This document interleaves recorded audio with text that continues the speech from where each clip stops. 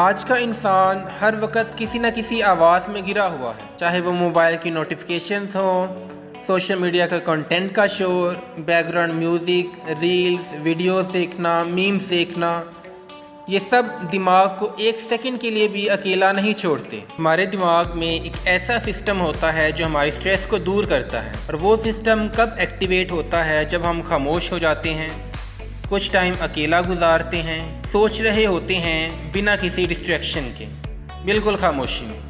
آج کیا ہو رہا ہے؟